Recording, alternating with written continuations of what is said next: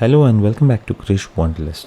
അപ്പോൾ ഇന്ന് നമ്മൾ കാണാൻ പോകുന്നത് ഹൈദരാബാദിൽ നമ്മൾ വിസിറ്റ് ചെയ്യാൻ പറ്റുന്ന കുറച്ച് സ്ഥലങ്ങളെ പറ്റിയാണ്. അപ്പോൾ ഫസ്റ്റ് നമ്മൾ ഫുഡിൻ്റെ കാര്യമാണല്ലോ ഓർക്കുന്നത്. അപ്പോൾ അങ്ങനെ ഹൈദരാബാദിൽ ഫേമസ് ആയിട്ടുള്ള ഒരു റെസ്റ്റോറൻറ്റ് പേരാണ് ഉലവച്ചാറു. ഉലവച്ചാറു എന്ന് പറഞ്ഞാൽ ഒരു ഓതൻറ്റിക് ഡിഷാണ്, ആന്ധ്ര ഡിഷാണ്.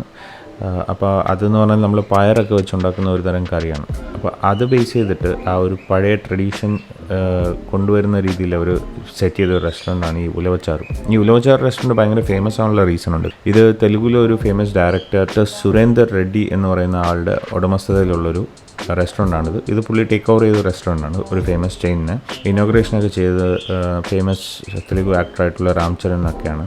അപ്പോൾ അങ്ങനെ ഓൾറെഡി ഇത് ഭയങ്കര ഫേമസ് ആയിട്ടുള്ള റെസ്റ്റോറൻ്റാണ്. ഇവിടുത്തെ മെയിൻ ഓത്തൻറ്റിക് ആയിട്ടുള്ള ഒരു ഡിഷ് എന്ന് പറയുന്നത് ഉലവച്ചാറു ബിരിയാണി എന്നുള്ള ഒരു ഡിഷാണ് ഇവിടുത്തെ ഏറ്റവും ഫേമസ് ആയിട്ടുള്ള ഡിഷ്.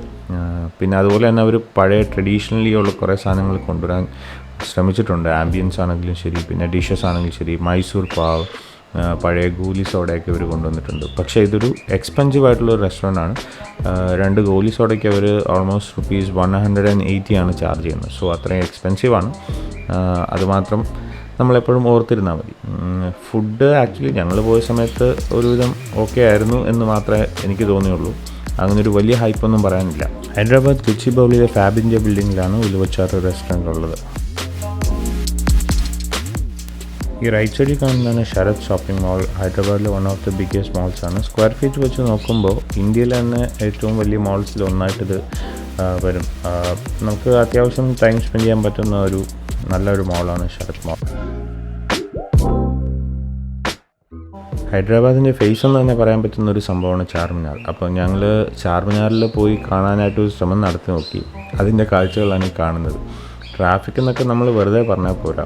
ഏകദേശം 1.5 hours എടുത്ത് ഒരു 1 kilometer റേഞ്ച് ഞങ്ങളൊന്ന് കവർ ചെയ്ത് കറങ്ങി വരാനായിട്ട്. ഒരു രക്ഷയില്ലാത്ത ട്രാഫിക്കാണ്, വണ്ടി പാർക്ക് ചെയ്യാൻ പോലും സ്ഥലമില്ല. അപ്പോൾ ചാർമിനാറിലേക്ക് പോകുന്നവരൊന്നുമില്ല ഏർലി മോർണിംഗ് പോവുക, അല്ലെങ്കിൽ ലേറ്റ് നൈറ്റ് പോവുക. അതല്ല നിങ്ങൾ ഈ ടൈമിൽ പോകണമെന്നുണ്ടെങ്കിൽ കാർ പുറത്തെവിടെയെങ്കിലും പാർക്ക് ചെയ്തതിന് ശേഷം നടന്നു പോകുന്നതായിരിക്കും ബെറ്റർ. കാറിൽ ഒരുപാട് സ്ക്രാച്ചസ് ഓട്ടോമാറ്റിക്കായിട്ട് തന്നെ വന്നു. കാരണം പോകുന്ന ആൾക്കാരൊന്നും ശ്രദ്ധിച്ചൊന്നുമല്ല പോകുന്നത്. അവർ ഇത്രയും കൺജസ്റ്റഡ് ആയ റോഡിൽ കൂടി ഇങ്ങനെ ഷോപ്പിംഗ് ആണ് കൂടുതലും ഇവിടുത്തെ ഒരു മെയിൻ സംഭവം എന്ന് പറയുന്നത്. കാരണം ഫുള്ളി കൺജസ്റ്റഡ് ആണ്, അത്രയും ഷോപ്പിങ്ങിനുള്ള ആൾക്കാരാണ് വന്നുകൊണ്ടിരിക്കുന്നത്. സോ പോകുന്ന ടൈമിംഗ് എപ്പോഴും ശ്രദ്ധിച്ചു പോവുക ചാർമിനാറിൽ.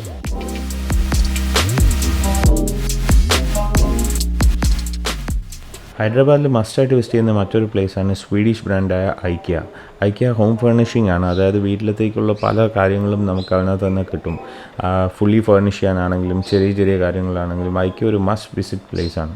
ഒരു 1 day സ്പെൻഡ് ചെയ്യാൻ കണക്കാക്കിയിട്ട് വേണം ഐക്കിയയിലേക്ക് പോകാൻ. കാരണം അത്രയും മാത്രം കാണാനുണ്ട്. 2 ഫ്ലോറിലായിട്ട് ഇങ്ങനെ പരന്ന് കിടക്കുകയാണ്. അവിടെ നിന്ന് നമ്മൾ വീടിൻ്റെ ഫർണിഷിങ് അതിൻ്റെ സാമ്പിൾസ് കാണാൻ പറ്റും. അവർ ഓരോ റൂമായിട്ട് അവർ സെറ്റ് ചെയ്ത് വെച്ചേക്കുന്ന ആ സാമ്പിൾസ് നമുക്ക് കാണാൻ പറ്റും. അതിലുള്ള സാധനങ്ങൾ നമുക്ക് വേണമെന്നുണ്ടെങ്കിൽ താഴെ ഇതൊന്ന് പർച്ചേസ് ചെയ്യാനും പറ്റും. അതുപോലെ അവിടെ റെസ്റ്റോറൻ്റ് ഉണ്ട്. അവിടുത്തെ മെയിൻ ഡിഷസ് എന്ന് പറയുന്നത് നമ്മുടെ സ്വീഡൻ ഡിഷായ മീറ്റ് ബോൾ ഭയങ്കര ഫേമസ് ആണ്. സ്വീഡിഷ് മീറ്റ് ബോൾ അത് കഴിക്കാനായിട്ട് മാത്രം വരുന്ന ആൾക്കാരും അവിടെ വരാറുണ്ട്. So IKEA is A must visit place in Hyderabad.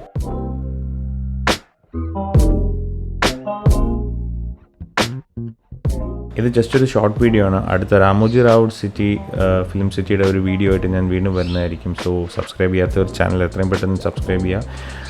See you soon with another video. Until then, adios amigos.